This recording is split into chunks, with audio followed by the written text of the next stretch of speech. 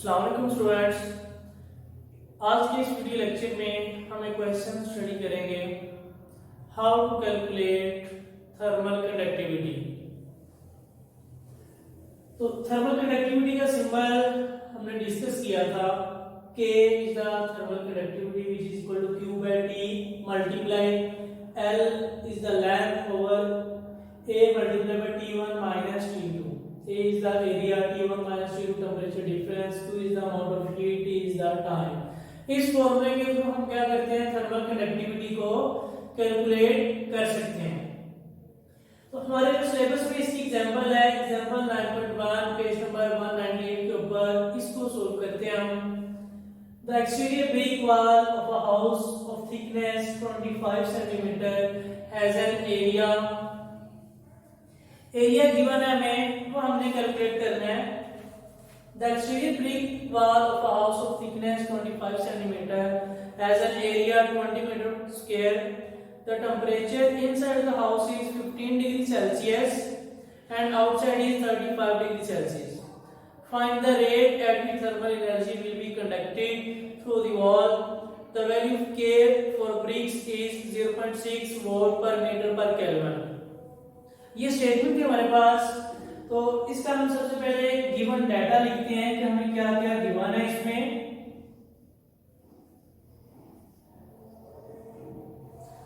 Given data में हमें given है सबसे पहले थिकनेस, लेंथ जिसे हम कहते हैं, थिकनेस गिवन है।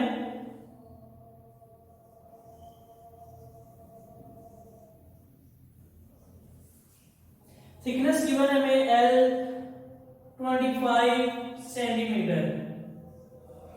तो सेंटीमीटर को मीटर में कन्वर्ट करेंगे,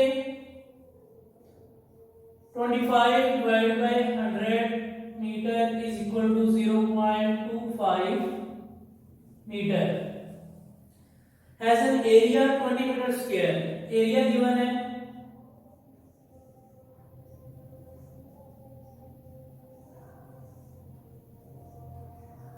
एरिया का यूनिट ऐसा यूनिट मीटर स्क्वायर होता है, इसको कन्वर्ट करने की जरूरत नहीं है हमें। उसके बाद हमें गिवन है temperature inside the house 15 degree Celsius, temperature दिया हुआ है, इसको T1 कह देते हैं, 15 डिग्री सेल्सियस। तो डिग्री सेल्सियस से केल्विन में कन्वर्ट करेंगे हम।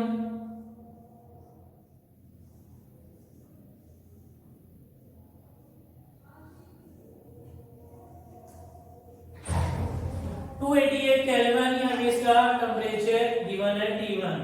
तो and outside is 35 degree Celsius. T2 हमें गिवन है 35 डिग्री सेल्सियस। तो डिग्री सेल्सियस से जब भी केल्विन में कन्वर्ट करना है, आपको याद रखना है कि डिग्री सेल्सियस का जो टेंपरेचर है 35, उसमें हमेशा प्लस करेंगे 273 308 केल्विन। इनका टेंपरेचर डिफरेंस हम लिख सकते हैं T1 minus T2, T1 minus T2।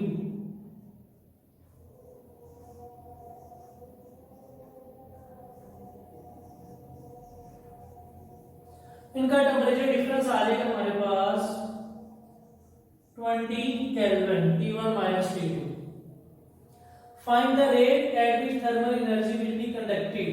Rate find करना है हमने इसमें, और हमें और क्या चीज गिवन है वो भी इसी में लिख लेते हैं। थर्मल कंडक्टिविटी वैल्यू K भी गिवन है।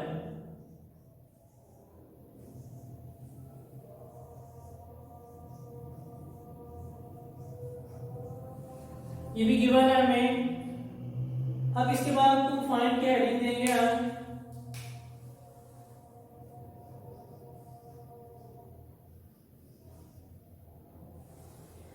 फाइंड हमने इसमें करना है रेट को, रेट एट थर्मल एनर्जी। तो उसके लिए हमने ये पढ़ा हुआ है, rate is defined as Q by T।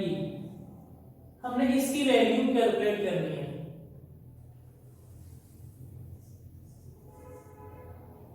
Q by T का फॉर्मूला हमने पढ़ा था इसी टॉपिक में, थर्मल कंडक्टिविटी के टॉपिक में। इसको हम अरेंज करके लिख सकते हैं। हमने क्या चीज कैलकुलेट करनी है यहाँ पे, अब Q by T कैलकुलेट करना है, बाकी वैल्यूज दूसरी साइड पे क्रॉस मल्टीप्लिकेशन के थ्रू हम अदर साइड पे शिफ्ट कर देंगे। तो Q by T is equal to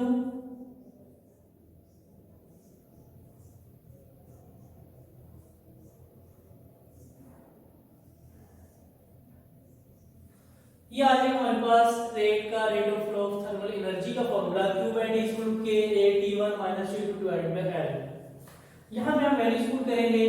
K की वैल्यू हमें दी हुई है 0.6, एरिया की क्या वैल्यू है हमारे पास 20, temperature difference T1 minus T2 also 20,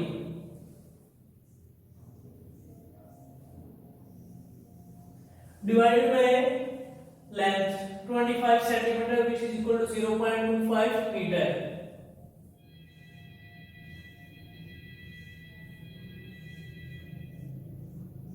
तो इसको आपने कैलकुलेटर से सोल्व करना है।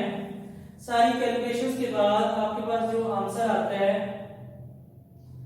वो ये आएगा आपके पास 960। इसको वॉट भी लिख सकते हैं या इसका जो यूनिट हमारे पास हमने जो पढ़ा हुआ है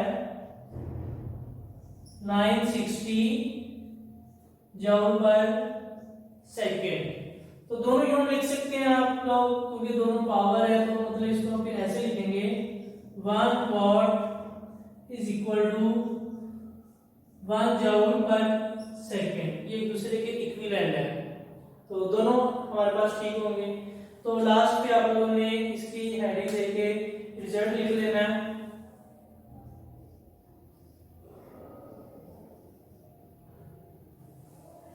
तो रिजल्ट हम लिखेंगे जो चीज हमने फाइंड आउट करनी थी, the rate of flow of thermal energy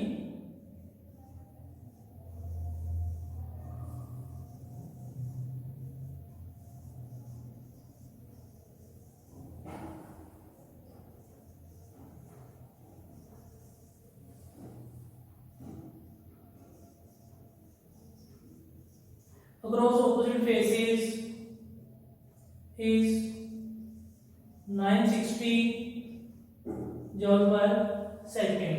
The rate of flow of thermal energy is 960 joule per second. तो स्टूडेंट्स ये था आज का हमारा question, how to calculate thermal conductivity, या इसके साथ दूसरा क्वेश्चन है how to calculate rate of flow of thermal energy. उम्मीद है आप सबको ये टॉपिक समझ आएगा। अगर कोई क्वेश्चन है आप लोग क्वेश्चन कमेंट सेक्शन में पूछ सकते हैं। नेक्स्ट लेक्चर के लिए, तब तक के लिए अल्लाह हाफिज।